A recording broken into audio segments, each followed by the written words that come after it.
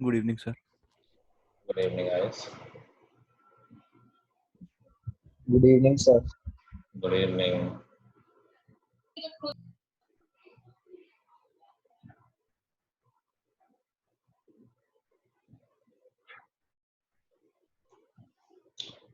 चलो, क्या हाल चाल?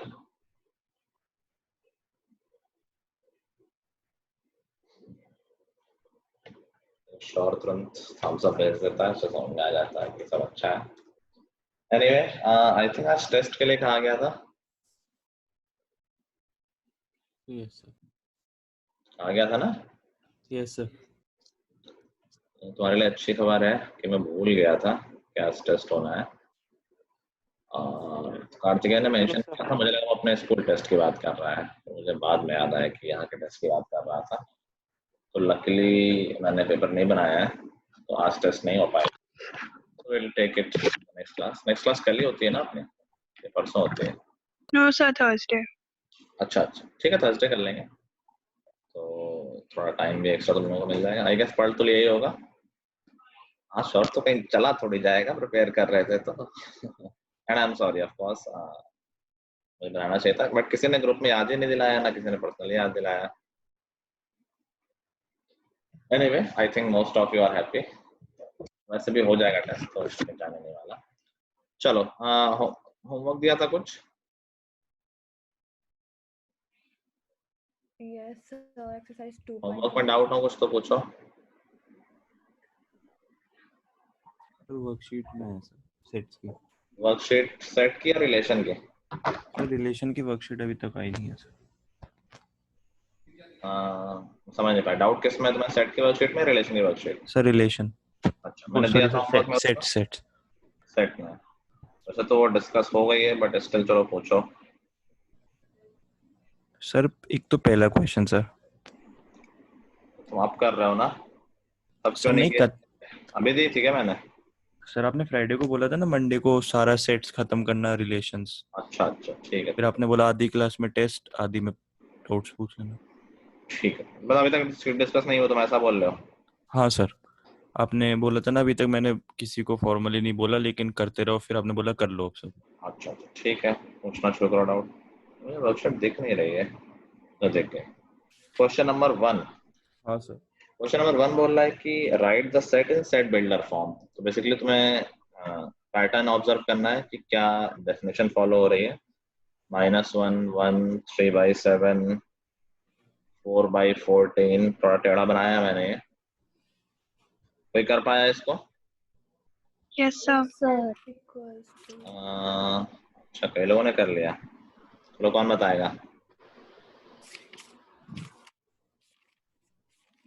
शोर का तो ऑडियो चलता नहीं है. बाकी और किसने यस बोला है? Sir, मैं बताऊं? कौन बोल रहा है? इसने बोल लिया. अच्छा, हाँ बताओ इसने. Sir, it is a set which contains all x such that x equals to n upon n square minus 2. Very good. Where देखो, ऑब्जर्व क्या किया कि जो नंबर यहाँ है उसका स्क्वायर -2 नीचे. देखो, 3 स्क्वायर -2, 4 स्क्वायर -2, 5 स्क्वायर -2. यहाँ भी है एक्चुअली. यहाँ, हाँ, ये हाँ, कैसे तो. अच्छा, 2 स्क्वायर -2 है, ठीक है. तो ऑब्जर्व कर पा रहे हो कार्तिकेय? देखो पीछे से तो ऑब्जर्व हो जाएगा. 7 स्क्वायर -2, 6 स्क्वायर -2. ये 3 स्क्वायर -2. पिछले में क्या होना चाहिए था? ऊपर 2 और नीचे 2 स्क्वायर -2. 2 स्क्वायर -2 हो जाएगा. 4 -2 जो कि 2 ही हो जाएगा, तो अल्टीमेटली 1 हो जाएगा. 1. ठीक है. समझ गए? और ये है 1 अपॉन 1 स्क्वायर -2. बेसिकली ये है n अपॉन n स्क्वायर -2. इसने यहाँ n कहाँ से कहाँ लिखेंगे? सर अभी वर्कशीट नहीं है. अच्छा हाँ सर, 7 से नीचे. और नेचुरल नंबर ही बताएंगे. n इज है Sir, Natural n number. belongs to natural number. on n is less than or equal to 7. अबे नेचुरल नहीं है, -1 भी तो है. इंटीजर बोल दो. लिखने के तरीके हैं, देखो बस. Yes. सर n तो नेचुरल ही है, यहाँ x नेचुरल ही है. ये सॉरी. हाँ, ठीक है. वैसे इंटीजर को लिख दो तो कोई दिक्कत वाली बात नहीं है. उसमें भी फिट बैठ जाएगी ना डेफिनेशन. इंटीजर में तो चल जाएगा ये. Yes sir. ठीक है, 1 से लेकर 7 तक कोई दिक्कत. कोई होल नंबर लिख दो तब भी चल जाएगा. रियल नंबर लिख दो तब नहीं, रियल नंबर में नहीं चलेगा. आ गया सबको? सर हम Yes. सिंपल लिख दें n इज लेस देन 7 तो वो भी सही है ना? नहीं, तो मैंने लगा 7 लगा तो उसमें वो भी आ जाएंगे ना डेसिमल वाले। लेस देन 8 लिख सकते हैं सर। लेस देन 8 लिख दो। ओके तुम बिना ये लिखे बोल रहे हो इसने? नहीं सर, मतलब कि पहले तो हमने लिख दिया कि n belongs to natural number and n is less than 7। अच्छा अच्छा, हाँ चल जाएगा। ओके, नेचुरल नंबर 1 तक ही होते हैं, लेकिन इक्वल टू लगाना पड़ेगा ना, 7 भी तो इक्वल है। Okay sir. सिर्फ इतना भी लिख सकते हैं, सही बोल रहे हैं इसमें। ठीक है ठीक है श्योर, आगे से बताना। नेक्स्ट डाउट सर 7th 7 से वाले कोई डाउट तो नहीं किसी का? 7th कह रहा है कि फॉर सेट ए, एक सेट ए है जो कि डिफाइंड है किस तरह से, it contains all x such that x is equal to 3y minus 5। देखो अभी हमें x और y के बारे में कुछ नहीं पता है, होपफुली आगे बताया होगा। कह रहा है कि x और y दोनों ही नेचुरल नंबर है, x y belongs to natural number and x is less than equal to 100। x है वो 100 से छोटा है, तो y के लिए कोई रेस्ट्रिक्शन नहीं, तो y कोई भी नेचुरल नंबर हो सकता है। तो हम शुरू करते हैं, y को हम 1 ले लेते हैं। Find the value of n, basically number of elements बताने हैं। तो अगर y 1 होगा तो x की वैल्यू कितनी हो जाएगी, वैल्यू पुट करो y में 1, -2 हो जाएगी। ऐसे जब y 2 होगा तो x की वैल्यू 1 हो जाएगी। समझ पा रहे हो कार्तिक? हाँ सर। सर तो मैं ये मतलब हमें सर 100 तक चेक करना होगा? इतना नहीं चेक करना होगा, पैटर्न दिख जाएगा ना यार। तो ऐसे तो आखिरी y की मैक्सिमम वैल्यू क्या हो सकती है? 90। सोचो अगर हम 32 रख देंगे तो भी चल जाएगा, 33 भी चल जाएगा, 35 रख सकते हैं। आखिरी वैल्यू y की 35 रख सकते हैं, तो x की वैल्यू 100 आ जाएगी। सर मतलब सर हम y की वैल्यू डालते हुए x की वैल्यू चेक कर रहे हैं। हाँ, क्योंकि x पर रेस्ट्रिक्शन है, तो हम देख लेते हैं x क्या निकल के आ रहा है। ठीक है सर। ठीक है, तो देखो हाँ हमने y की वैल्यू 1 से रखना शुरू की थी और 35 तक रख सकते हैं, तो टोटल 35 हो गए ना। तो number of elements in set ए हो जाएंगे 35। Next out sir question 8। Question number 8। अच्छा, ये कुछ लोग मुझसे वर्कशीट पूछ ली थी व्हाट्सएप पे, मुझे लगा डिस्कस हो गई इसलिए अलग से पूछ रहा हूँ।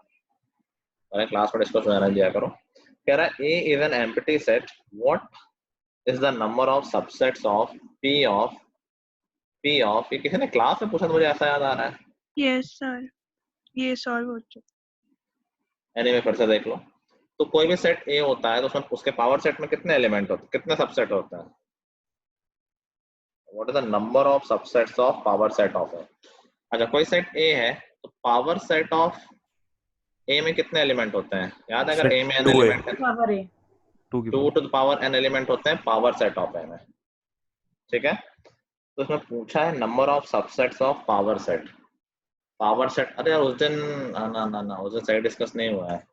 उस दिन डिस्कस हो गया नंबर ऑफ एलिमेंट्स हो गया, नंबर ऑफ सबसेट्स नहीं हुआ है। अभी देखो ये क्या मालूम चला है, ये मालूम चला है number of elements in power set of A. Power set of A में ही तो नंबर ऑफ सबसेट्स होते हैं, सेट पावर सेट सबसेट्स का ही सेट है।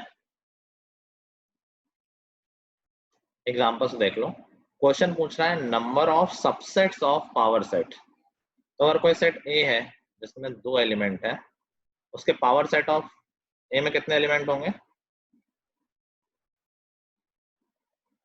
सर 4 होंगे, 2 to power 2, A B C D मान लेता हूं उनको मैं। अब इस सेट के कितने सबसेट होंगे? इस सेट के कितने सबसेट? इस सेट में खुद 4 एलिमेंट है, तो इसमें 2 to the power 4, 2 to the 16. power 4। ये इस तरह से चेंज चल रही है। उस दिन आई थिंक मैंने क्वेश्चन को ठीक से पढ़ा नहीं था।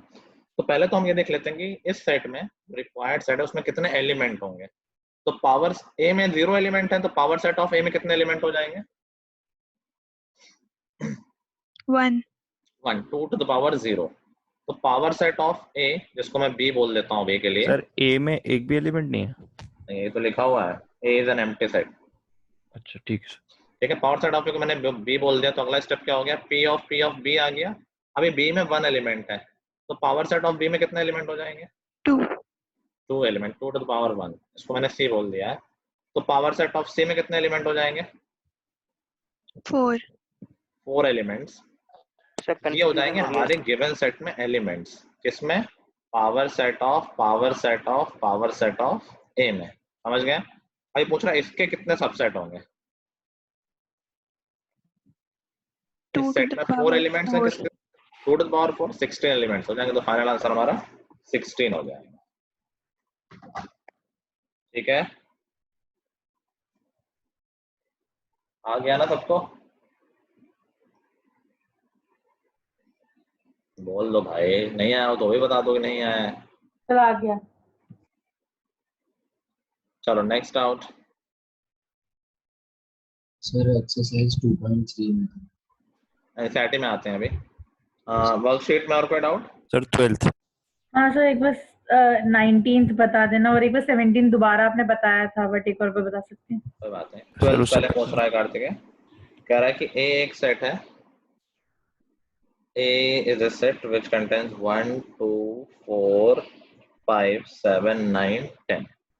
ठीक है, मतलब क्वेश्चन सबके पास पढ़ा है ना, मैं लिख नहीं रहा हूँ क्वेश्चन बट कह रहा है कि a माइनस बी इंटरसेक्शन से माइनस बी, तो a माइनस बी निकाल लेते हैं पहले। a माइनस बी में कार्तिक क्या आ जाएगा? सर जो कॉमन होंगे वो कट जाएंगे और एक एलिमेंट्स आ जाएंगे। तो आई थिंक 4 और 5 हट जाएंगे, एक हाँ एलिमेंट सर। a माइनस हाँ में वो सर, एलिमेंट आएंगे जो कि b में नहीं है। 1 2 7 9 10। 1 2 7 9 10 ये a माइनस बी हो गया, और इसका इंटरसेक्शन लेना है c माइनस बी से, तो c माइनस बी में क्या हो जाएगा? ये तो दिख नहीं रहा है, 7 8 9 10 है आई गेस। हाँ तो सर। c माइनस बी में 8 हट जाएगा, बस 7 9 10 बचेगा। अभी इन दोनों का इंटरसेक्शन लेना है, इंटरसेक्शन दोनों में जो कॉमन हो, तो पूरा ही 7 9 10 यही कॉमन हो गया, तो यही हो गया इंटरसेक्शन। इसमें क्या नहीं आ रहा था, तो सिंपल सा है।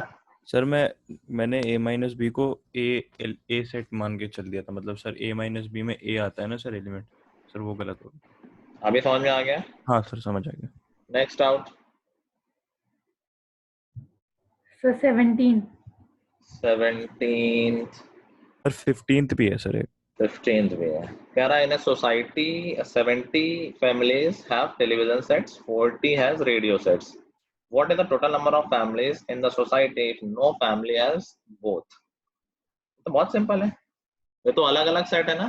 कह रहा है किसी भी फैमिली के पास दोनों चीजें नहीं है, तो जितने लोगों के पास टीवी और जिनके पास रेडियो दोनों अलग अलग लोग हो गए, कुछ कॉमन नहीं है।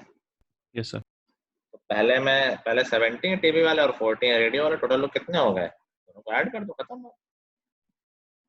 बेसिकली ए इंटरसेक्शन भी 0 हो गया ना, कुछ कॉमन नहीं है। हाँ सर। तो एन ए यूनियन बी क्या हो गया? N A plus n B. ठीक है, हाँ सर। चलो next is question number 17। Question number 17 देखो, पहला सेट ए है जो कि 4 के मल्टीपल हैं, जिसमें 4 8 12 सो ऑन अप टू 1000। माइका कितने एलिमेंट हो जाएंगे? सर 250। 250। 4 इंटू 1 से लेके 4 इंटू 250 तक। ऐसे ही सेट बी है, इसमें 5 के मल्टीपल है, 5 10 15। अनुष्का कितने एलिमेंट्स हो जाएंगे इस सेट में?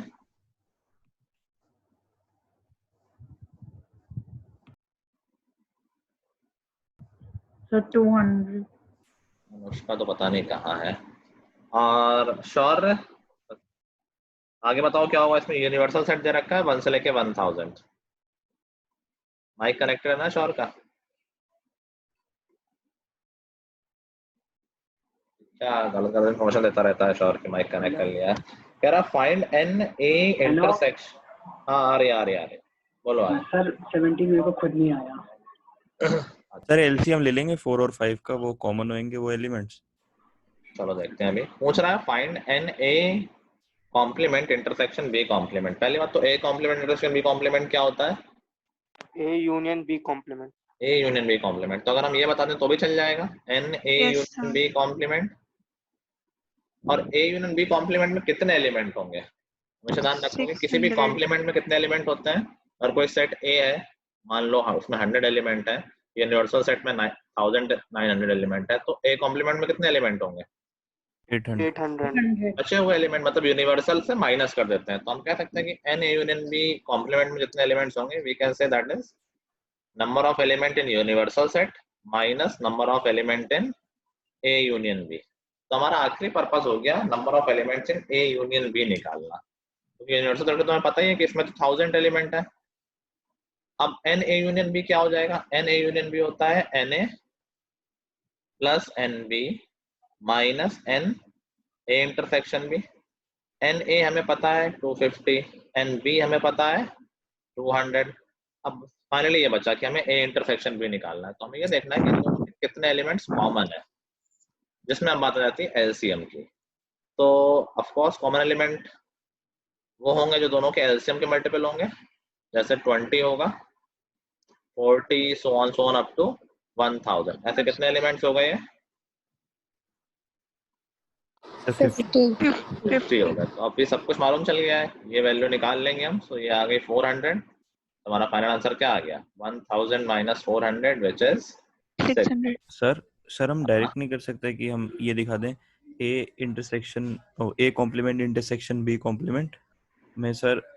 दिखा सकते हैं, बट वो थोड़ा लंबा प्रोसेस है। इंटरसेक्शन कैसे निकालोगे? सर मैं स्टेटमेंट नहीं ऐड कर सकता एलसीएम? स्टेटमेंट कर सकते हो, तुम्हें ए कॉम्प्लीमेंट बेसिकली पूरा सेट दिखाना चाह रहा हूँ ना, तुम पैटर्न, उसमें पैटर्न नहीं बनेगा ना यार। सर नहीं, मैं पैटर्न के लिए सर एलसीएम की स्टेटमेंट डाल दूंगा, taking LCM of first a set A and B. अगर तुम क्या डायरेक्ट करने की बात करो ना कि A complement intersection B complement निकालना है, हाँ जब तुम ए कॉम्प्लीमेंट निकालोगे तो उसमें जो एलिमेंट होंगे वो पैटर्न में नहीं होंगे। देखो वो कौन से एलिमेंट होंगे? 5 6 7, हाँ फिर सर। 9 10 12 11। तो तुम वो अच्छा सर, पैटर्न कैसे बता पाओगे वहां पर? ठीक है सर। मैथमेटिकली कोई इशू नहीं है, लेकिन प्रोसीजर ये होना चाहिए, अदरवाइज उसमें फिर सारे एलिमेंट लिख नहीं पाएंगे हम। इतने एलिमेंट थोड़े 600 एलिमेंट लिख नहीं सकते हैं, पैटर्न बन नहीं रहा है। ठीक है, यस। Next doubt 19। काफी डाउट रहा मुझे लग रहा है, कई लोगों ने पूछा है व्हाट्सएप पे। सर जो 18th है फिर वो 15th की तरह ही होगा फिर? 18 कह रहा है कि 1250 फैमिली है, ठीक है। 500 एक्स पढ़ती हैं, 300 वाई पढ़ती हैं और 150 बोथ पढ़ती हैं। कौन सी फैमिली जो दोनों नहीं पढ़ती हैं? तो देखो ये बात हमेशा मैंने बताई है कि जब तक ये ना पता हो कि हर कोई इन्वॉल्व है, तब तक हम ये नहीं कह सकते कि total is equal to A union B. हो सकता है कुछ लोग दोनों में इन्वॉल्व ना हो। तो यहाँ पर वही केस है कि टोटल फैमिली तो 1250 है, लेकिन ये गारंटी नहीं है कि सारे लोग कुछ ना कुछ पढ़ते हैं। हो सकता है कुछ लोग कुछ ना पढ़ते हो। तो हम पहले ए यूनियन बी निकाल लें। एन ए यूनियन बी क्या हो जाएगा? एन ए जो पेपर एक्स पढ़ते हो जो कि है 500, प्लस एन बी जो कि पढ़ते हैं 300, और माइनस जो दोनों पढ़ते हैं 150 हैं। तो हमें मिल गया 650 लोग हैं जो लोग ए यूनियन बी में आ रहे हैं। ए यूनियन बी का मतलब कि जो इनमें से कोई एक जरूर पढ़ते हैं फॉर श्योर। तो कितने लोग जो कोई भी न्यूज़पेपर नहीं पढ़ते हैं? टोटल पता ही है, पढ़ने वाला पता ही है, सब्ट्रैक्ट कर देंगे तो 600 लोग ऐसे आ जाएंगे जो कोई भी न्यूज़पेपर नहीं पढ़ते। ठीक है सर। ठीक है, थैंक यू सर। चलो क्वेश्चन नंबर 19 किसी को आ गया खुद से? यस सर पूछ लिया, उनकी बात नहीं कर रहा है। Yes sir. बताना संकल्प। ये संकल्प तुमने तो पूछा था, नहीं पूछा था? नहीं, ये नहीं पूछा था मैंने। चलो बताओ सर। इनअक्यूरेट।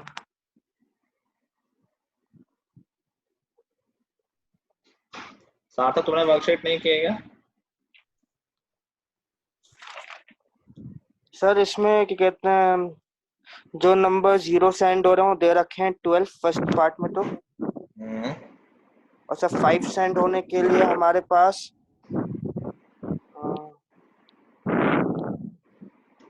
एक मिनट, कॉपी आ गई मेरी, इसमें क्या था? अबे तो तुम कॉपी लिए बैठे ही नहीं थे।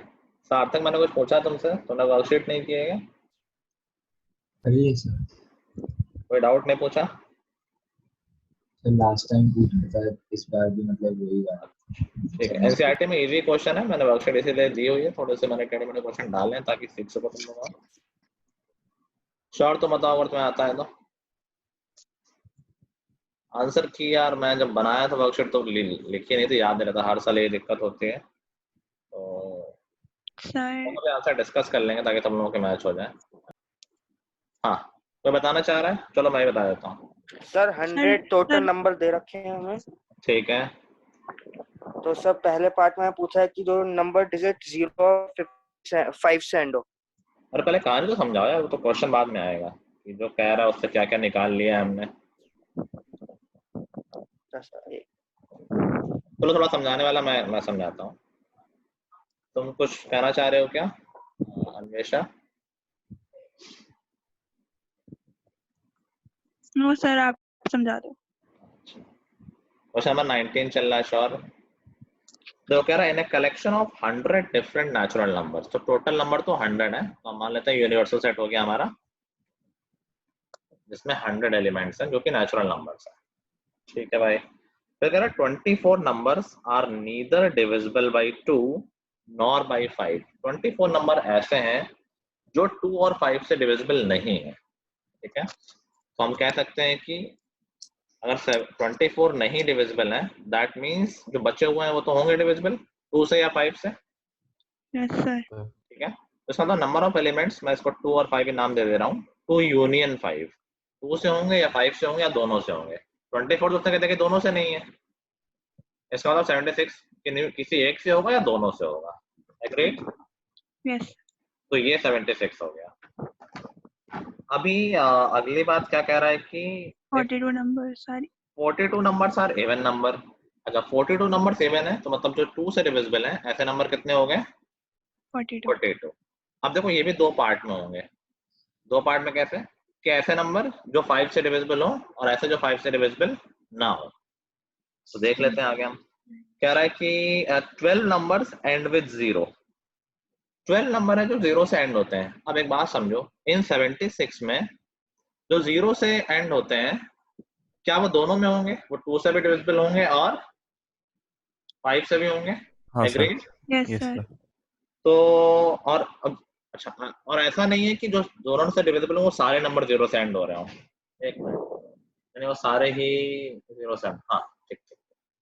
जो नंबर 0 से एंड हो रहे हैं क्या वो सारे नंबर दोनों से डिविजिबल होंगे? यस हाँ। सर। ठीक है, वही दे रखा है 12। 12। ठीक है, तो हमें इंटरसेक्शन भी मिल गया। अच्छा, इवन नंबर में दो कैटेगरी हैं, एक तो 0 से एंड होने वाले और 0 से एंड ना होने वाले। तो 0 से एंड होने वाले 12 हैं, तो दैट मींस 0 से एंड ना होने वाले कितने हैं? 30। 30। तो 30 ऐसे नंबर हैं 0 से एंड नहीं होते हैं। दैट मींस कि 30 नंबर ऐसे हैं जो सिर्फ 2 से डिविजिबल हैं। क्या ये बात हमें समझ में आ गई यहाँ से? सर ये वाली नहीं समझी सर। भाई टोटल नंबर जो 2 से डिविजिबल है वो 42 है हाँ सर। और 12 नंबर है जो 2 और 5 दोनों से डिविजिबल है। तो ऐसे नंबर कितने हैं जो सिर्फ 2 से डिविजिबल है, 5 से ना हो? हाँ ठीक ठीक सर। 30 हो जाएंगे वो। हाँ जी सर। 30 ये है, 12 ये है और 2 यूनियन 5 में मिला के 76 है। तो सिर्फ 5 वाले कितने होंगे? 76 माइनस 42। 72, 76 माइनस 42 जो कि हो जाएंगे 32। समझ गए? तो हमने अपने सारे नंबर को कैटेगराइज कर लिया है। अभी मैं यही कर रहा था, पहले समझ लेते हैं फिर अब जो क्वेश्चन पूछ रहा है अब हम उस पर बात कर लेंगे। ठीक है, तो क्वेश्चन कह रहा है how many numbers and with digit 5 और 0। दैट मींस वो 5 से डिविजिबल नंबर की बात कर रहा है। तो कितने नंबर जो 5 से डिविजिबल होंगे? कितने नंबर जो 5 से डिविजिबल होंगे? सर 32। नहीं, मैंने सिर्फ 5 नहीं बोला। 34। 44 कॉमन वाले भी तो होंगे, ये भी तो 5 से डिविजिबल है। 46 होंगे 44 है ना, 32 प्लस 12। सर। 34 होंगे वो वाले जो 5 से डिविजिबल हैं सिर्फ। अच्छा अच्छा, कैलकुलेशन गलत हो गया। ये 34 है और अगर ये 34 है तो टोटल ये 46 हो गया। ठीक है, सबको आ रहा है समझ में ये? अरे हाँ ना तो बोल दो भाई, कितने आलसी हो रहे यस हो। Sir. How many numbers and with digit 5। 5 से एंड होने वाले नंबर दैट मींस वो सिर्फ ये वो नंबर हुआ जो सिर्फ 5 से डिविजिबल है। क्योंकि 5 से डिविजिबल में दोनों आ जाएंगे, 0 वाले और 5 वाले। अभी कह रहा है सिर्फ 5 वाले बताओ, तो टोटल 5 से डिविजिबल है 46। 0 वाला हमें पता ही है कि 12 है, तो सिर्फ 5 वाले कितने बचे? सॉरी सिर्फ एंडिंग विद 5 वाले कितने बचे? 34। 34। समझ गए बात? भाई इस सेक्शन में वही नंबर तो होंगे जो 5 से एंड हो रहे होंगे, 0 से एंड वाले सारे कॉमन में आ गए। एग्रीड? Yes sir. चलो नेक्स्ट है how many even numbers do not and with 0। तो इवन नंबर्स टोटल ये सर्कल है और 0 वाले बीच में कॉमन वाले, तो वही हटा देंगे, तो यही है, यही आंसर है हमारा। 30 ऐसे नंबर हैं जो 0 से एंड नहीं होते हैं और वो इवन नंबर है। कोई डाउट? No sir. डाउट? नहीं सर। चलो अभी एनसीईआरटी की कुछ डाउट है? आई थिंक सार्थक पूछ रहा था, एनसीईआरटी से पूछो। सर एक्सरसाइज 2.3 में क्वेश्चन 2 में था। 2.3 क्वेश्चन नंबर 2। यस सर जो मैंने कल पूछा तो क्लियर नहीं हुआ मेरे को। कल तुमने क्या पूछा था? सर 2.2 में से 9th क्वेश्चन लास्ट। सर 2.2 से ही कर लेते हैं। 2.2 क्वेश्चन नंबर 9 क्या है? Let R be a relation in Z. एक रिलेशन, ये मैंने होमवर्क दिया था वैसे? नो सर, आपने सिर्फ 2.1 दी थी। अच्छा, तो आगे क्यों पूछ रहे हो? ये डिस्कस होगा है तो 2 बार डिस्कस करना पड़ता है। तो मैं पूछने अभी कर देता हूँ, आगे नहीं पूछना, मतलब ये 2 कर देता हूँ, सार्थक वाला और संकल्प वाला। सब लोग सुन लो क्वेश्चन। कह रहा let R be a relation in Z. तो एक रिलेशन डिफाइन है।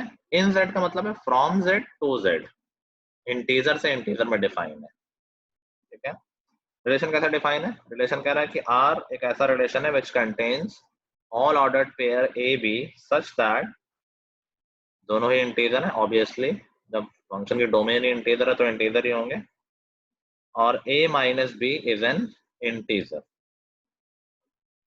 इस तरह से डिफाइन है। तो समझ गए, कोई भी ऑर्डर्ड पेयर बना दो इंटीजर से, वो रिलेशन में आ जाएगा। ये तो रिलेशन है कि a माइनस बी इंटीजर हो। अब बताओ, इंटीजर माइनस इंटीजर तो हमेशा इंटीजर ही होता है। Yes sir. ठीक है, तो कोई भी दो इंटीजर उठा लो वो रिलेशन में होंगे। तो कहते हैं 2 5 हाँ है रिलेशन में, डेफिनेशन सेटिस्फाई करने की a माइनस बी इंटीजर है। 3 और -90 है रिलेशन में। कोई भी दो पेयर इंटीजर्स का हमारे रिलेशन का पार्ट होगा। तो कह रहे हैं इंफिनिटी तक जाएगा ना? हाँ इंफिनिटी जाएगा, लेकिन सारे, तुम पूछ रहे थे सारे नंबर जाएंगे, सारे नंबर नहीं जाएंगे, सिर्फ इंटीजर वाले नंबर जाएंगे। कह रहा है इसकी डोमेन और रेंज बताओ।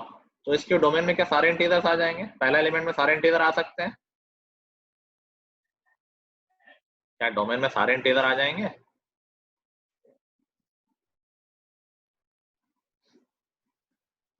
आ नहीं रहा है या बोल नहीं रहे हो?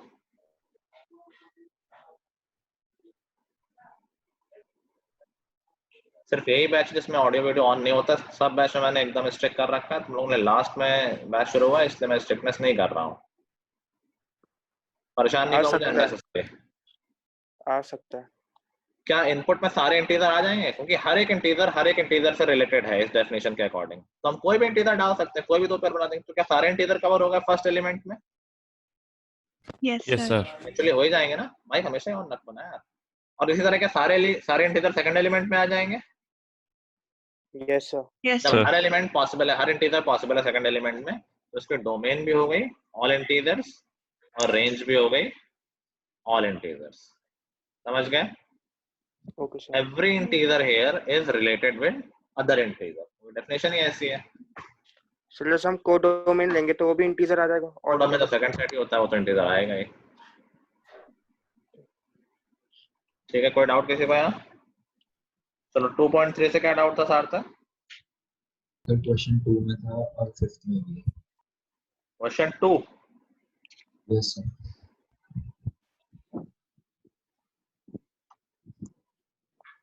अभी मैंने रेंज पढ़ाया कहाँ है यार? डोमेन में डाउट है? ये सब अभी पढ़ा नहीं, अभी पढ़ाने जा रहा हूँ मैं ये, उसके बाद आ जाएगा। ठीक है, हमने लास्ट क्लास में आई थिंक डोमेन सीखी थी कुछ फंक्शंस के निकालने की, सबको याद है? Yes sir. सब लोग अपना वीडियो ऑन करो। किसी को इशू, ये हर क्लास के लिए मैं क्लास से निकाल दूँ, अगले से ध्यान रखना। और किसी को कोई प्रॉब्लम मुझे मैसेज करेगा क्लास से पहले, अदरवाइज मैं बिना बताए तुरंत क्लास से निकाल दूंगा। तुरंत सब लोग ऑन करो ऑडियो। सर 1 सेकंड हो जाइए, बस 1 सेकंड। हो गया 1 सेकंड, मतलब सर 1 मिनट।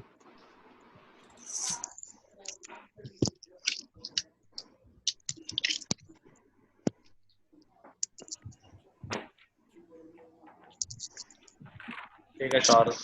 क्षितिज तो सुनाई नहीं दे रहा है?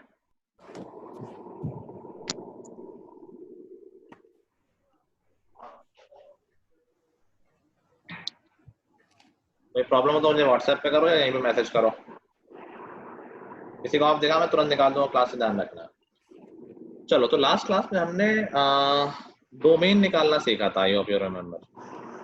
अभी बात आती है रेंज में निकालना। रेंज निकालना इज नॉट दैट सिंपल, उसकी हम बात करेंगे अभी। पहले हम उसके आगे पढ़ लेते हैं। आगे मतलब कंबाइंड ही है, सम स्पेशल फंक्शन है तुम्हारे सिलेबस में, बहुत कमी है, छोटे छोटे फंक्शन है। तो उन फंक्शन को पहले पढ़ लेते हैं। तो उन फंक्शन में हम उनकी डोमेन और रेंज पढ़ेंगे और उनका ग्राफ पढ़ेंगे। सबसे पहले है आइडेंटिटी फंक्शन। आइडेंटिटी फंक्शन क्या होता है?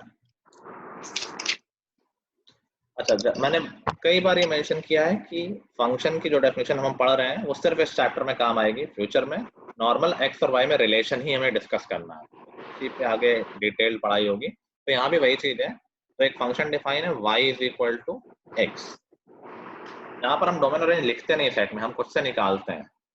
तो y is equal to x का मतलब क्या है कि आइडेंटिटी फंक्शन मतलब जो इनपुट वही आउटपुट, इसीलिए इसको बोलते हैं आइडेंटिटी फंक्शन। समझ में आ रहा है सबको? सिंपल सी बात है, y is equal to x, जो इनपुट डालोगे वही आउटपुट आ जाएगा। ठीक है? Yes sir. ठीक है। तो अब इसके अगर डोमेन की बात करें, डोमेन निकालना सीख चुके हैं हम कि जो जो वैल्यू एक्स में इनपुट की जा सकती है वही डोमेन हो जाती है। तो इसके डोमेन क्या होगी?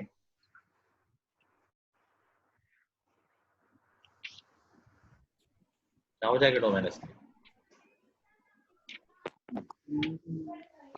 अभी तो सीखा लास्ट में।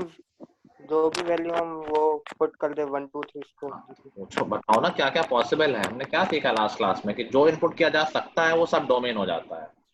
यहाँ पर क्या इनपुट किया जा सकता है? तो कोई भी रियल नंबर। ठीक है, चलो कोई भी रियल नंबर इनपुट कराओ, क्योंकि दो ही, मैंने कहा दो ही जगह प्रॉब्लम होती है, डिनोमिनेटर में 0 ना हो और अंडर रूट के अंदर नेगेटिव ना हो। तो you can input any real number, तो उसके डोमेन हो गई ऑल रियल नंबर्स। इसकी रेंज क्या हो जाएगी? सर वो भी सेम ही ऑल होगा। रियल जो इनपुट है वही आउटपुट है, तो जो डोमेन वही रेंज, और को डोमेन तो हमेशा सेकंड साइड होता है, और अब कुछ नहीं दिया है तो हम उसको रियल नंबर ही कंसीडर करते हैं। तो को डोमेन हो गई all real numbers. Graph is very important aspect in functions, in whole mathematics basically. तो ग्राफ बहुत अच्छे से समझेंगे। अगर मुझे इसका ग्राफ बनाना है इस फंक्शन का, तो यूजुअली ग्राफ बनाने के बहुत सारे तरीके हैं, बहुत सारे मेथड है जिससे हम फंक्शन का बिहेवियर पता करते हैं। ऑल्दो उनमें से कई 12th में आएंगे। अभी के लिए हम कोशिश करेंगे कि हम कुछ वैल्यूज पुट करें, कुछ वैल्यूज प्लॉट कर लेंगे और फिर देख लेंगे फंक्शन किस तरह से बिहेव कर रहा है, कैसा पैटर्न फॉलो कर रहा है, उससे ग्राफ बन जाएगा। y is equal to x का एक लीनियर इक्वेशन है। Yes sir. है तो क्लास 10th में पढ़ा है लीनियर इक्वेशन, लाइन का ग्राफ बनाना। तो दो सोल्यूशन निकाल लेना, कोई भी दो पुट कर दोगे लाइन आ जाएगी। या हम रैंडमली चेक कर लेंगे, जब x 0 है तो y 0, एक पॉइंट ये आ गया, x 1 है तो y 1, x 2 है तो y 2। बेसिकली अगर हम कई पॉइंट्स प्लॉट कर लें और सबको ज्वाइन करेंगे, so it will come as straight line passing through origin. This is the graph of y is equal to x. समझ गए? तो ग्राफ बहुत अच्छे से ऑब्जर्व करना कि डोमेन और रेंज का क्या मतलब है। डोमेन होता है x की वैल्यू, तो x में जो जो वैल्यू ग्राफ ले रहा है वो सारी डोमेन हो गई, और y में जो वैल्यू आ रही है वो सारी रेंज हो गई। देखो हम ग्राफ से भी देख पा रहे हैं कि हाँ, हर x के लिए डिफाइन है फंक्शन। ऐसा तो नहीं किसी x में कोई प्रॉब्लम आ रही है, कहीं ब्रेक हो रहा हो, कुछ ऐसा दिख रहा हो। हर x के लिए फंक्शन डिफाइन है, इसलिए ऑल रियल नंबर्स इसकी डोमेन में है। और हर एक y कहीं ना कहीं आ ही रहा है, कोई ऐसा नहीं कभी कोई y आउटपुट में ना आए, कहीं ना कहीं हर एक y आ ही जाएगा। 10 कहाँ आ रहा है? 10 यहाँ आ रहा है। 20 कहाँ आ रहा है? यहाँ आ रहा है। -10 कहाँ आ रहा है? यहाँ आ रहा है। -10 आ गया y की वैल्यू, तो हर वैल्यू कहीं ना कहीं मिल जाएगी, इसलिए इसकी रेंज में दिख रही है ग्राफ में ही ऑल रियल नंबर्स। ठीक है? यस। चलो यहीं से मैं तुम्हें एक ग्राफ और समझा देता हूँ। y is equal to -x, ये आइडेंटिटी फंक्शन इसको नहीं बोलते हैं, बट समझ लो y is equal to x is a line passing through origin. y is equal to -x भी होगी एक लाइन पासिंग थ्रू origin। ध्यान रखो कि जब जब भी कांस्टेंट टर्म नहीं लीनियर इक्वेशन में, लीनियर इक्वेशन पढ़ी ना 10th में, ax + by + c = 0, अगर कांस्टेंट टर्म नहीं होता है तो इक्वेशन ये हो गई ax + by = 0। क्या 0,0 इस इक्वेशन को हमेशा सेटिस्फाई करेगा? 0,0 इसको हमेशा सेटिस्फाई करेगा? Yes sir. Yes sir. किसी लीनियर इक्वेशन में अगर कांस्टेंट टर्म नहीं है तो वो लाइन हमेशा ओरिजिन से पास होती है। ठीक है? अगर हम इसका ग्राफ बनाएंगे तो ये जस्ट वैसा हो गया कि जब x1 डालोगे तो y -1 आया, x2 डालोगे y -2 आया, तो इसका ग्राफ ऐसा बनता है। This is the graph of y is equal to -x। ठीक है, बना लो ग्राफ, लिख लो इसको, समझ लो फंक्शन।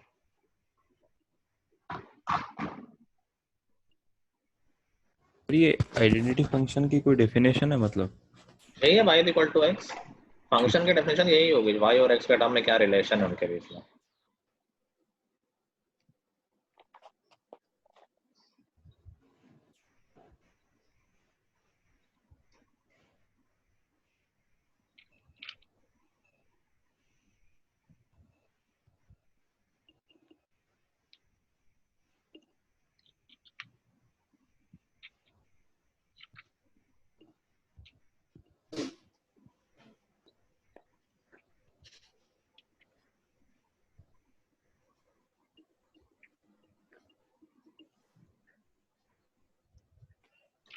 नोट कर लेना तो बता देना।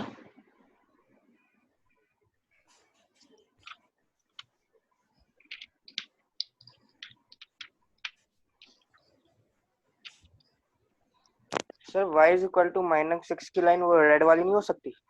नहीं, खुद ही चेक करके देख लो ना। जब x1 डालोगे तो y -1 आना चाहिए या 1 आना चाहिए? -1। तो फिर रेड वाले में तो x1 पे y 1 आ रहा है ना। Okay sir. समझ गया ना, ये x वाली ये है तो ये 1,1 पॉइंट है ना कि x1 है तो y 1 है, 2,2 है कि x2 है तो y 2 है। इसमें उल्टा है, जब x नेगेटिव डालते हो तो y पॉजिटिव आता है, जब x पॉजिटिव डालते हो तो y नेगेटिव आता है। दिख रहा है? Yes sir. सर आज आप वो व्हाइट बोर्ड यूज नहीं कर रहे, दिख नहीं रहा वो स्क्रीन पे। व्हाइट बोर्ड में तो लिख रहा हूँ। सर नहीं दिख रहा है स्क्रीन पे। क्या बात कर रहे हो? तुम्हें क्या दिख रहा है? सर जब से सर आप ही दिख रहे हो बस। ये तुमने कुछ क्लिक कर दिया, सबको व्हाइट बोर्ड दिख रहा है ना? सर वीडियो पिन करनी पड़ेगी वो। अनपिन करनी पड़ेगी, तुमने शायद मेरी वीडियो पिन कर दी होगी गलती से। बाकी सबको व्हाइट बोर्ड दिख रहा है कि सिर्फ मैं दिख रहा हूँ? व्हाइट बोर्ड दिख रहा है। इसने तुम देखो मेरी वीडियो में, देखो ऊपर 3 डॉट दिख रहे हैं क्या? Yes sir. उसमें क्लिक करो। सर इस पे पिन वीडियो का ऑप्शन ही आ रहा है बस। पिन का ऑप्शन आ रहा है। मैं एक बार हटा के फिर से शेयर कर देता हूँ।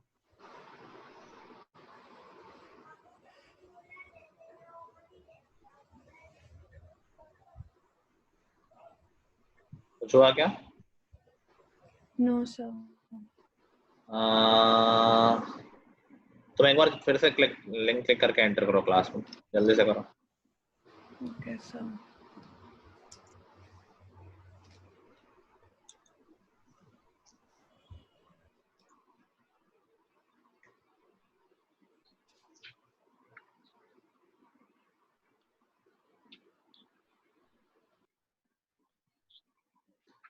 क्षेत्र से समझ में आ रहा है?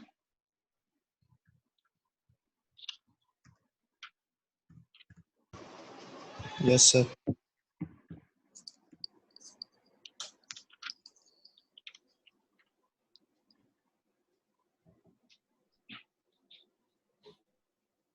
अनुष्का तुम्हारे स्कूल स्टार्ट हो गए? अब दिख रहा है? Yes sir. सर अब दिख रहा है। ठीक है, तुमने अभी तक कुछ नोट नहीं किया है? नहीं सर कर रही थी मैं सर आपकी बात सुन के। अब जल्दी करो। हाँ अनुष्का, कितना कवर हो गया स्कूल में? सर चैप्टर 1 हो गया। अच्छा, ये लोग आ गए हैं बस। आज तो तुम लोग कहाँ पहुँच गए हो? सर 3rd चैप्टर चल रहा है। ट्रिग्नोमेट्री शुरू हो गया? हाँ। ट्रिग्नोमेट्री में ही सब रोते हैं। कैसा लग रहा है चैप्टर? पता नहीं सर, मैं तो सुनती नहीं हूँ कुछ। क्या? मैं तो सुनती नहीं हूँ कुछ। तो क्या करते हो? ऐसे ही टाइम पास। माइका? सेम। और ऐसा क्यों हो रहा है? समझ नहीं आ रहा। ठीक है। ट्रिगो इज अ बिग हमारी चैप्टर। भी क्लासेस शुरू हो गई आज से। आज से हुई शुरू? हमारा स्कूल तो बहुत ही चिल है। नोट कर लिया इसने? Yes sir. अच्छा, चलो आगे बढ़ते हैं। नेक्स्ट फंक्शन है पॉलिनोमियल फंक्शन। देखो पॉलिनोमियल फंक्शन कोई फिक्स फंक्शन नहीं होता, क्योंकि पॉलिनोमियल तो बहुत सारे हो सकते हैं। पॉलिनोमियल याद है ना, chapter 2 class 9 class 10।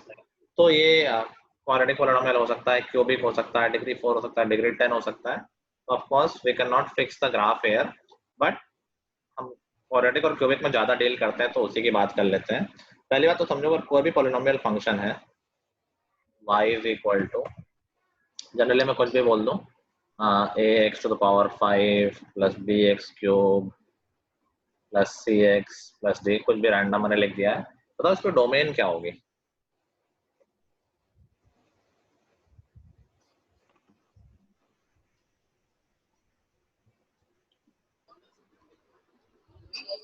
Real numbers. हाँ और सर। रियल, कोई कुछ भी इनपुट कराने में कोई दिक्कत नहीं है इसमें, उसकी डोमेन हो जाएगी ऑल रियल नंबर्स।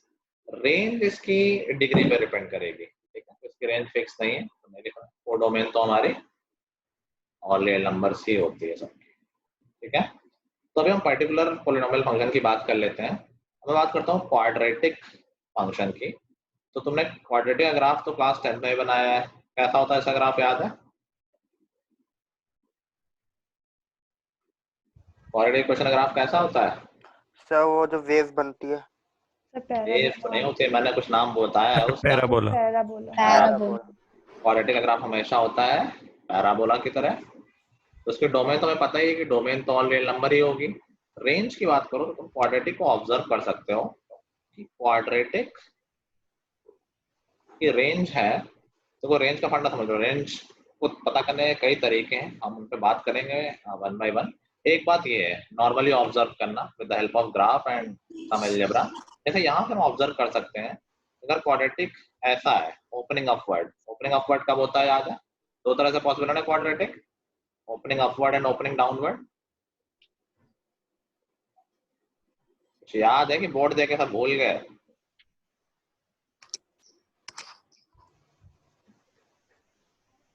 बहुत ही गधे हो गए तुम सब, मैं अच्छे से पढ़ना में 10th में।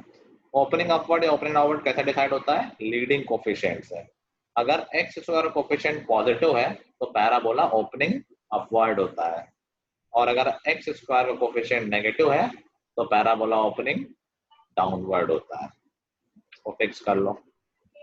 किसी भी केस में रेंज अगर तुम देखोगे तो जैसे ओपनिंग अपवर्ड की रेंज की हम बात करें तो मैक्सिमम तो इन्फिनिटी है, देखो ये ऊपर तक जाएगा, फाइनली इन्फिनिटी चला जाएगा, लेकिन मिनिमम एक वैल्यू है, ठीक है, और ना मान लेते हैं -1 है।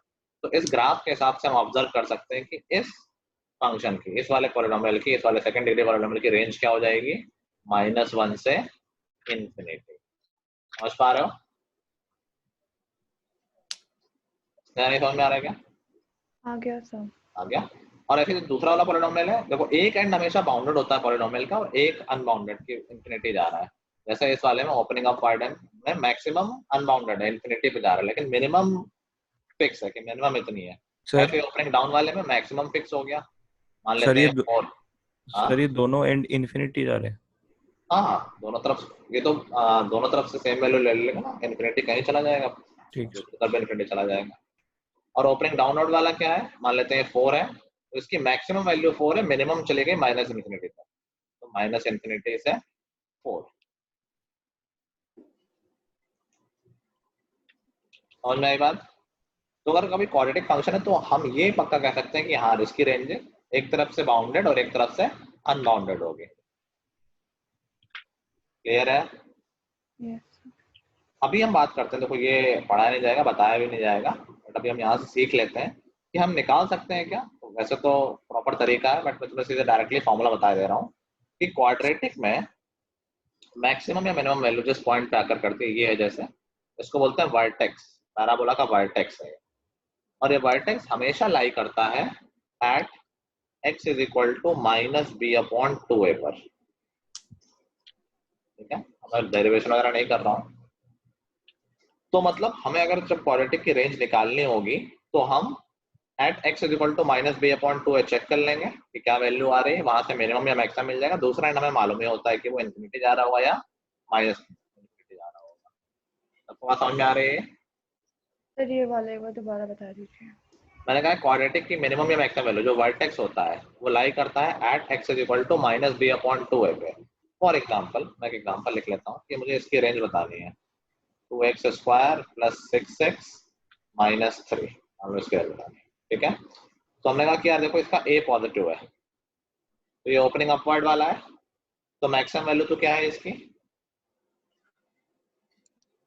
Maximum value infinity. हमें सिर्फ मिनिमम पता करनी है और मिनिमम होती है at x is equal to minus b upon 2a, जो कि हो जाएगा यहाँ पर b की वैल्यू 6 है, माइनस 6 अपॉन 4 मतलब माइनस 3 अपॉन 2 पे मिनिमम वैल्यू ले रहा होगा। वैल्यू रख के देख लेते हैं, 2 इंटू माइनस 3 अपॉन 2 का स्क्वायर करोगे तो 9 upon 4 plus 6 into minus 3 upon 2 और माइनस 3, तो ये हो जाएगा 9 अपॉन 2 एंड देन ये हो जाएगा माइनस 9 और माइनस 3। सिंप्लीफाई करेंगे तो 18 and 24 माइनस 9 माइनस 15 अपॉन 2 आ जाएगा। ठीक है, ये सब तो कैलकुलेशन है, तो इसकी मिनिमम वैल्यू मालूम चल गई। तो रेंज ऑफ दिस क्वाड्रेटिक क्या हो गई, माइनस 15 अपॉन 2 से लेके इनफिनिटी। सर ये a प्लस एक्स क्या डिनोट कर रहा है? ए प्लस एक्स कहाँ लिखा है मैंने? सर ये लिखा है ना a प्लस एक्स, एट लिखा है, at x is equal to minus b upon 2। ये मैंने फॉर्मूला बता दिया है कि मिनिमम वैल्यू कहाँ पर आकर करती है, जब x की वैल्यू होती है माइनस बी अपॉन 2 है। कितनी होती है वो हम वैल्यू डाल के देख लेंगे। समझ गए बात?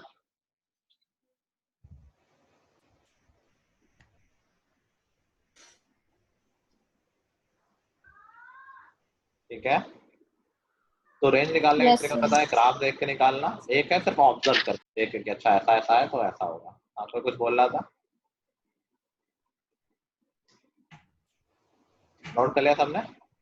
सर अभी नहीं सर, एक मिनट कर लो।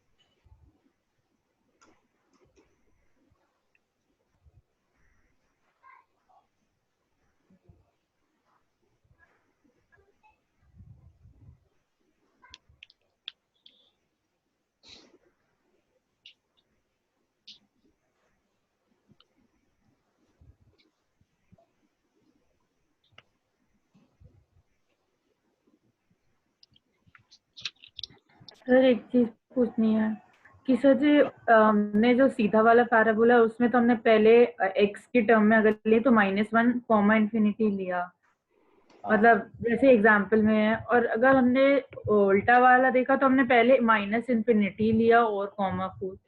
तो हम नंबर लाइन को जो इंटरवल होता है वो लेफ्ट टू राइट लिखते हैं ना, स्मॉलर से लार्जर। हाँ 5 to 10 में हम पहले छोटा नंबर लिखते हैं फिर बड़ा लिखते हैं ना, तो माइनस इन्फिनिटी बड़ा है या 4 बड़ा है? अच्छा ठीक है, लेफ्ट टू राइट चला है नंबर लाइन का।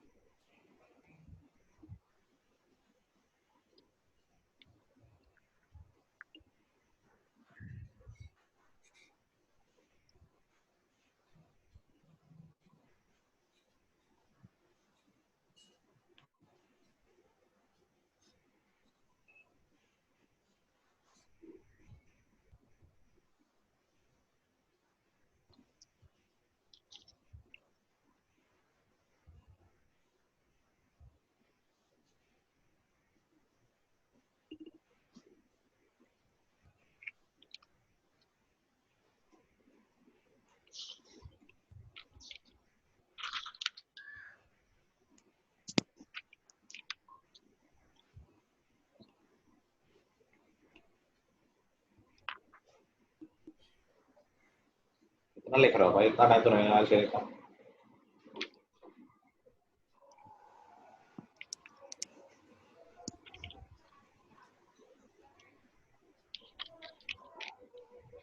ये भी कोई लिख रहा है क्या?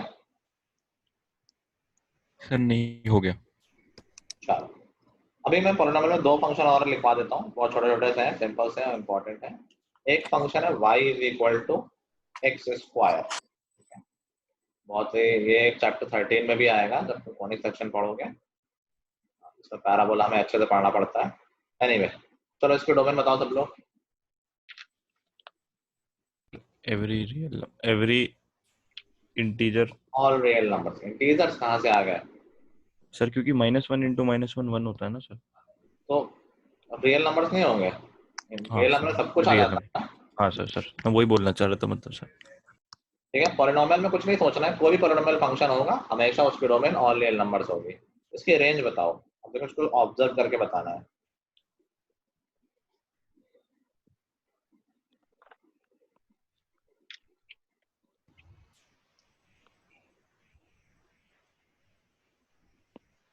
बताओ भाई क्या रेंज होगी, कॉमन सेंस है इसमें। रियल नंबर्स ही होंगे। सोच लो और। सर 0 से बड़े। Very good. ये एक्स स्क्वायर है, किसी नंबर का स्क्वायर के भी नेगेटिव होता है क्या? No sir. नहीं। इसकी मिनिमम वैल्यू ऑफकोर्स 0 हो सकती है, तो इसकी रेंज हो जाएगी 0 से इंफिनिटी। ठीक है, या फिर इसको ये बोलते हैं all non negative numbers. Positive को नहीं बोलते क्योंकि 0 भी इंक्लूड होता है, इसलिए नॉन नेगेटिव बोल देते हैं। नॉन नेगेटिव में 0 भी आ जाता है और पॉजिटिव भी आ जाता है। इसका ग्राफ कैसा होता है? Draw the graph. बहुत ही स्टैंडर्ड ग्राफ है ये। This is a parabola like this. इसका वर्टेक्स 0,0 पे -b/2 पे वर्टेक्स होता है ना, b की वैल्यू यहाँ पर 0 है तो 0,0 वर्टेक्स है। तुम देख सकते हो, देखो डोमेन मतलब हर जगह डिफाइन है, फंक्शन x पे हर जगह डिफाइन है। रेंज अगर देखोगे तो y एक्सिस पे देखना होता है। तो y पे तो सर के ऊपर वैल्यू दे रहा है, नीचे तो वैल्यू ले नहीं रहा है y के, तो रेंज है देखो ऑल नॉन नेगेटिव नंबर्स। समझ गए? सर ये समझ नहीं आया सर, एक बार और समझा नहीं। क्या समझ में नहीं आया? सर मतलब सर रेंज में अभी बात करी कि सर वो 0 नहीं हो सकता किसी चीज का स्क्वायर सर। नेगेटिव नहीं हो सकता, 0 का स्क्वायर 0 हो सकता है। अच्छा ठीक है सर, ये रेंज में 0 आ गया मतलब ऑल पॉजिटिव नंबर तो आएंगे और 0 भी आ जाएगा। ठीक है सर। ठीक है, ऐसे एक पॉलिनोमियल फंक्शन है standard y is equal to x cube. Domain All real numbers. All real numbers. Range real numbers. पक्का? यस सर, नेगेटिव में भी जा सकता है। इसमें नेगेटिव भी आ सकता है तो सारे रियल नंबर्स आ जाएंगे। और को डोमेन तो चलो टाइम पास ही है, ऑल रियल नंबर्स। इसका ग्राफ कैसा होता है? to draw its graph it is like that.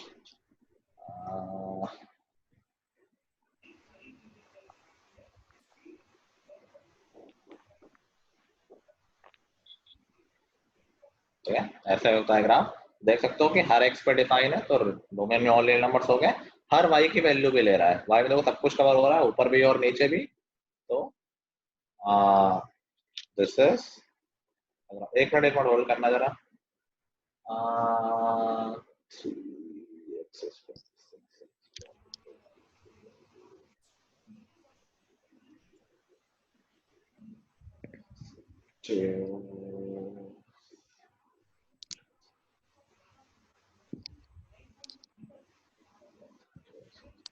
Graph एक मिनट बनाना, लेट मी थिंक, कहीं ओरिएंटेशन उल्टा हो सकता है, बताऊंगा ओरिएंटेशन क्या होता है।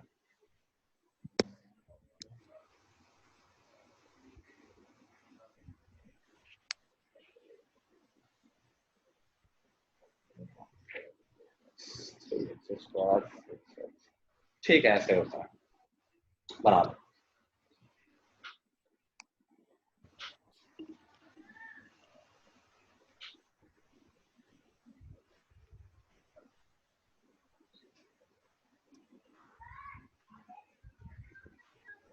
हो गया?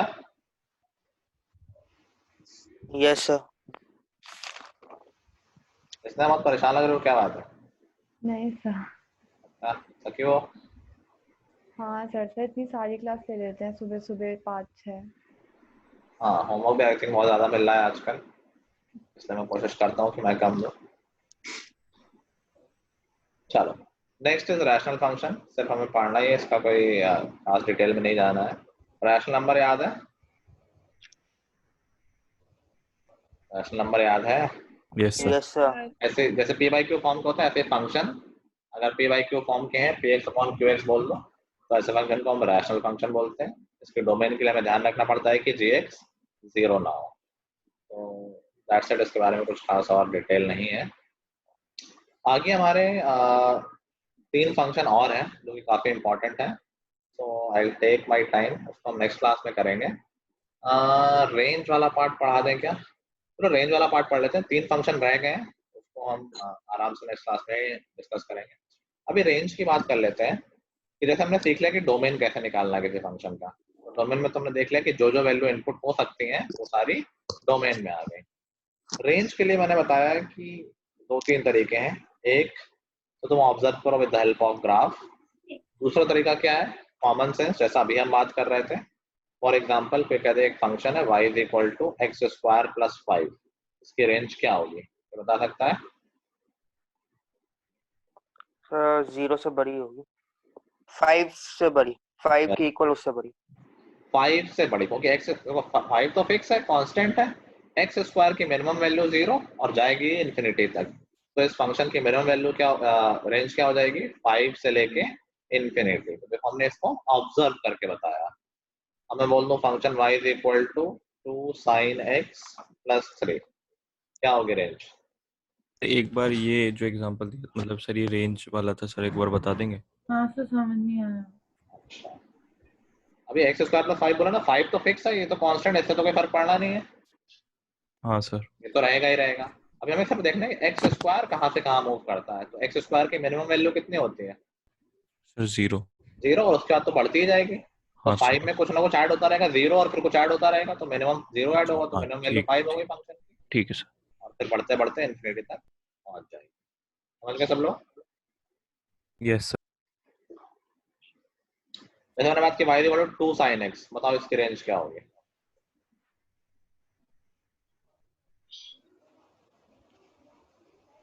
0 से बड़ी। तो तुमने 10th में नेगेटिव वाला नहीं पढ़ा है। 10th में तुमने पढ़ा है कि साइन की मैक्सिमम वैल्यू कितनी होती है? 1। 1 होती है। 0 से 1 तुमने पढ़ी है। Negative side sir. में वैल्यूज होती है, वो हम पढ़ेंगे चैप्टर 3 में। तो अभी के लिए सिर्फ याद कर लो दिमाग में कि साइन की वैल्यू होती है -1 से लेके 1 तक। तो इस function y equal to 2 sin x की रेंज क्या होगी? मिनिमम वैल्यू -1 इंटू 2 हो जाएगा, तो -2 से लेके मैक्सिमम वैल्यू 2 तक, तो -2 से 2। समझ गया? Okay sir. ठीक है, ये हो गया observation, common sense, this kind of thing. तीसरा जो रेगुलर मेथड है जिससे हर फंक्शन की रेंज निकाली जा सकती है,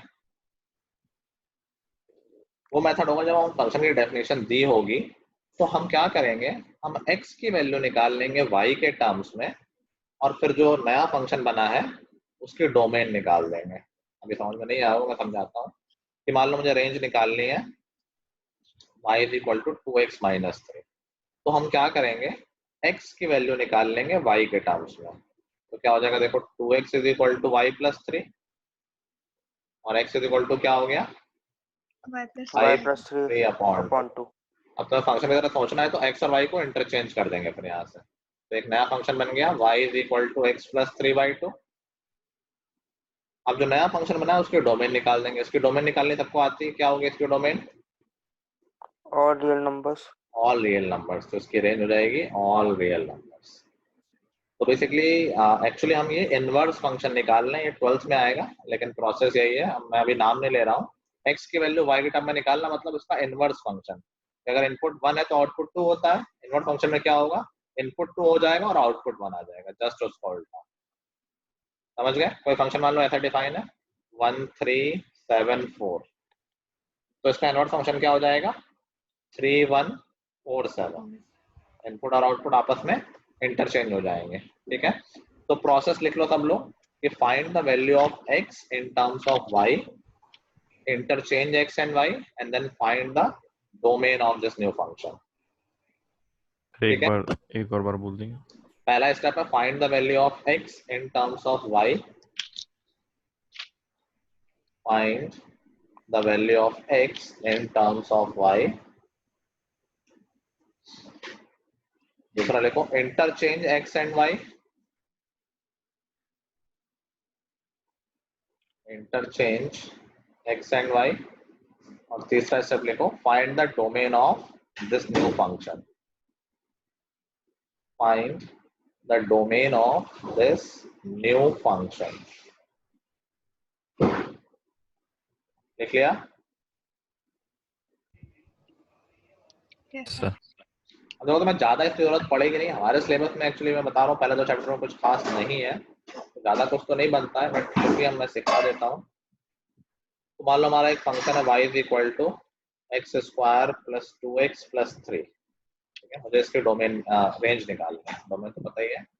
तो पहला काम x की वैल्यू y के टर्म्स में निकालना। कैसे होता है? इसको हम मान लेंगे कि क्वाड्रेटिक है इन टर्म्स ऑफ x, तो y को कांस्टेंट मान लो, x square plus 2x plus 3 minus y. ये क्वाड्रेटिक इक्वेशन है।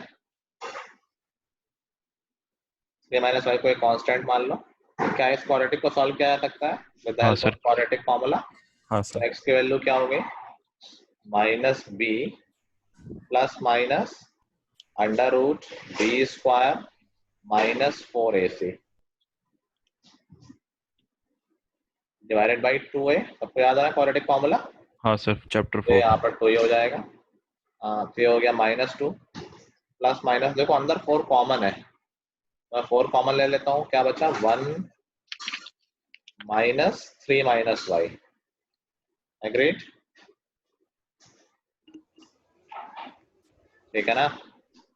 अब देखो 4 का अंडर रूट 2 बाहर आ सकता है, तो ये हो गया -2 प्लस -2 अंडर रूट के अंदर क्या बचा? 1 माइनस 3 माइनस 2 हो गया, और वो y प्लस हो गया, तो y प्लस 2 हो गया डिवाइडेड बाई 2।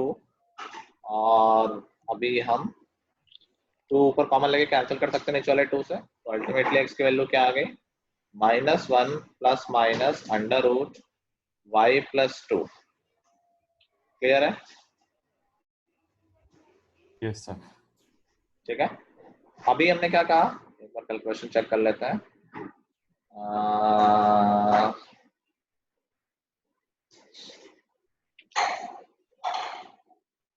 सर ये y -2 नहीं होना चाहिए? सही कह रहा हूँ, हाँ मुझे भी कुछ गलती लग रही थी। y -2 आएगा ये। सबको यहाँ तक आ गया ना? कोई दिक्कत तो नहीं है? No sir.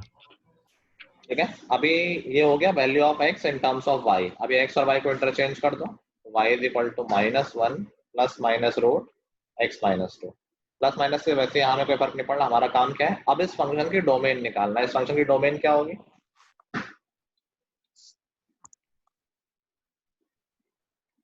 इस फंक्शन की डोमेन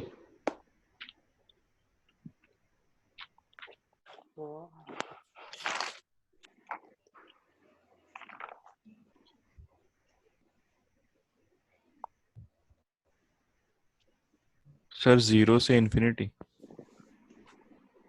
और कोई? सर जैसे कि वो होगा ना, x plus -2 is greater than equal to 0। Very good. बाकी लोग क्या कर रहे हो यार? तुम्हारा पढ़ने का मन नहीं है तो नहीं पढ़ो, क्यों फालतू टाइम और पैसे वेस्ट कर रहे हो? डोमेन में मतलब क्या प्रॉब्लम है? मैंने सिर्फ कहा कि 2 बातों का ध्यान रखना है कि डिनोमिनेटर में 0 ना हो और अंडर रूट में 0 ना, अंडर रूट में नेगेटिव ना हो। इतनी सी बात समझ में नहीं आ रही है क्या? बैठो सब गधों की तरह। स्टूपिड्स। इसमें क्या दिक्कत है? दिख नहीं रहा अंडर रूट है तो इसके अंदर नेगेटिव नहीं होना चाहिए।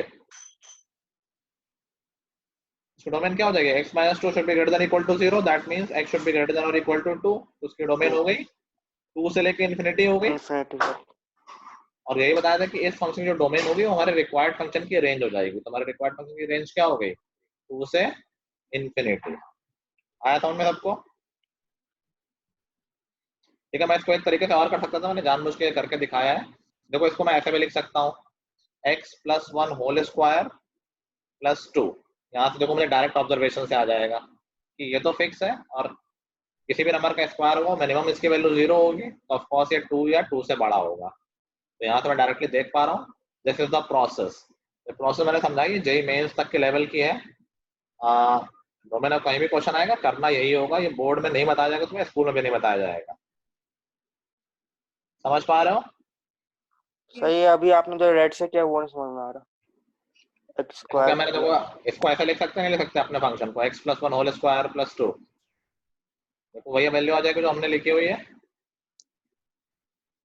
यस लिख सकते हैं ना, x प्लस होल स्क्वायर हो गया x square plus 2x plus 1 plus 2 करेंगे तो 3 बन गया। अल्टीमेटली दोनों सेम ही चीजें तो है। Yes sir. यहाँ से हम डायरेक्टली ऑब्जर्व कर सकते हैं कि यार ये किसी का स्क्वायर है, स्क्वायर की मिनिमम वैल्यू 0 होगी और मैक्सिमम तो इन्फिनिटी तक जाएगी। तो इस फंक्शन की वैल्यू क्या हो गई, 2 से लेके इन्फिनिटी तक। Okay sir. समझ गया ना, 2 प्लस मिनिमम 0 होगा और मैक्सिमम इन्फिनिटी होगा। सबको एक कनेक्शन समझ में आया? Yes sir. हमारे सिलेबस में जो क्वेश्चन आएंगे वो mostly with the help of observation हो जाएंगे। तुम्हें ये सब इतना काम करने की जरूरत नहीं है, सिखा रहा हूँ कि मुझे उम्मीद है तुम लोग सीख रहे होगे। टाइम पास कर रहे हो तो आगे से नहीं एक्स्ट्रा बताऊंगा। कोई डाउट किसी को?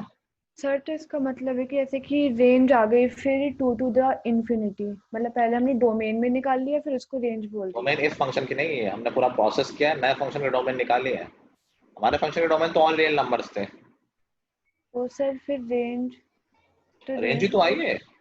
हाँ सर वही तो बोल रही हूँ। हाँ, ये गिवन फंक्शन की रेंज है और इनवर्स फंक्शन की डोमेन है। तुम इनवर्स टर्म अगर बोल दो, बस प्रोसेस याद रखो कि x की वैल्यू y के टर्म में निकाली, नया फंक्शन बन गया, उस फंक्शन की जो डोमेन निकालोगे वो हमारे गिवन फंक्शन की रेंज होगी। ठीक है, आ गया ना सबको? ठीक है। हाँ सर। यस। ठीक है, आज इतना ही करेंगे। कहाँ तक हमारा हो गया एनसीईआरटी? 2.1 तक। ठीक है, स्कूल काम ज्यादा है कि कम है? सर ज्यादा है। ठीक है ठीक है। नेक्स्ट क्लास में अच्छा 3 फंक्शन पढ़ाने हैं, हो जाएगा। ठीक है, नेक्स्ट क्लास में टेस्ट होगा, मुझे याद रहेगा तो इस बार जिन्होंने नहीं पढ़ा था उन्हें मौका मिल गया, पढ़ लेना। 2.2 कर लेना, 9 क्वेश्चन है छोटे छोटे, चलो बस 2.2 कर लेना। ठीक है, ओके सर। Okay sir. चलो थोड़ा और सिंसियरिटी दिखाओ, 10 जैसा काम नहीं करो कि 11th आ गया तो मस्ती में नहीं रहो कि 11th नंबर नहीं जुड़ते हैं। ये आगे कुछ करना है तो सीखना भी पड़ेगा, एक टाइम में सीखना है। चलो guys, that's all for today. Good evening sir. चलो, good night, have a nice day, have a nice night.